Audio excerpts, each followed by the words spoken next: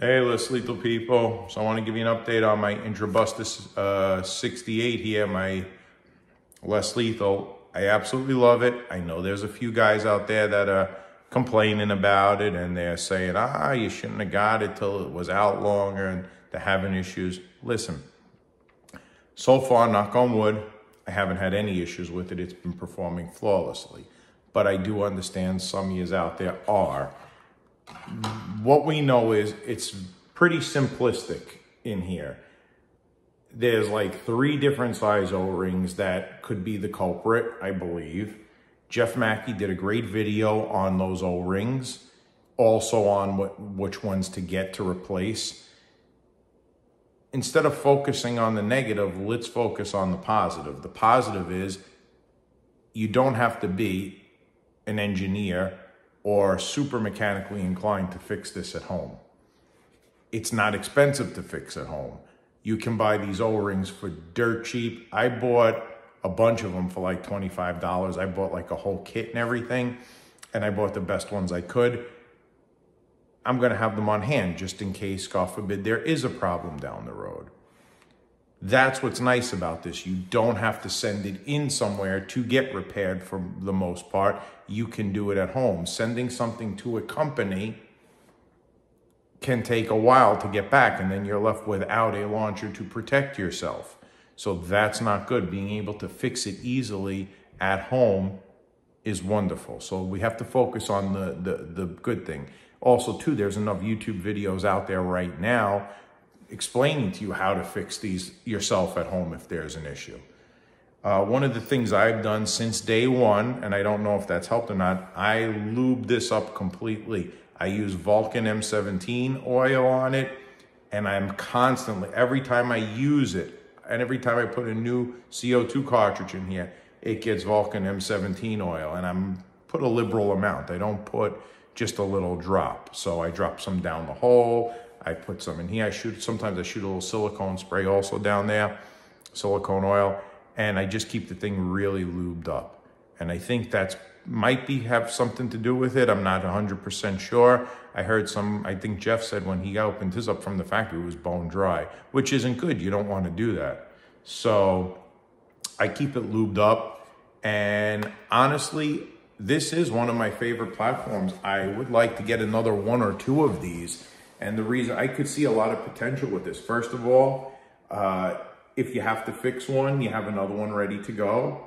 Also, I could foresee this being a carbine. There's a lot of cool things that can be done with this launcher that makes it very desirable. I think Jeff came up with some sort of extended magazine for his HPA attachment. It's pretty cool. And, you know, I think instead of ragging on this and going crazy, we need to look at the great aspect of it. It's easy to fix at home for the most part, from what we understand. It's cheap to fix at home. You don't have to be without the launcher if something were to happen. And I think if you're lubing it the right way and taking care of it and not abusing it, it should last you a very long time and provide you a lot of good shooting time and some self-defense capabilities that other launchers can't do. I mean, this is a very powerful thing. And you have to realize too, this is more powerful pretty much than all the other ones out there. Just like those high-end air rifles that use HPA like AEA and Edgun and all that. All of those guys do get problems too. They all do burst O-rings and stuff, and you have to replace them over time.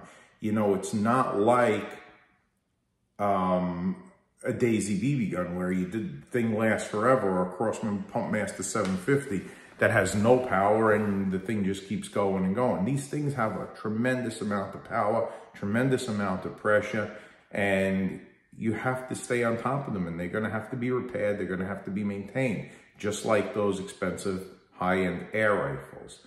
And believe it or not, people even have problems with regular firearms. You know, some of them don't function right. Like, they don't until you put 1,500 rounds in. Some of them function great. Well, most of them, I'd say 90% of them do. But special ones, I've heard of guys that had 1911s. One guy told me with his 1911, he had to put like 1,500 rounds through it, and it you know, before it really broke in. I don't know, I never had one, so I don't have to, you know, I can't really comment on that. But anything that's movable, anything that is man-made has a potential to break, or if we're using it and it's using a lot of pressure and a lot of power, we have to constantly stay on top of it. So I don't think it's necessarily the end of the world that you have to replace O-rings if something happens. It's a fact of life with these. We've still come a tremendous way from the beginning of Less Lethal to where we are now and what we have available to us. I still swear by this. I think it's great. This and the Salt Supply S2 are my two go-to launchers. They're my favorites. So I just wanted to give you a little update tonight on my take and my experience with it. And so far the experience has been a pleasure. And I'm looking at the positives of it, not the negatives. And I think there are far more positives, especially the fact we don't have to send this out to get fixed if we needed to. We can get the stuff, fix it in a few minutes at home, and there's plenty of tutorials on how to do that. So let's start focusing on the good and not the negative. Anyways, guys, have a great night.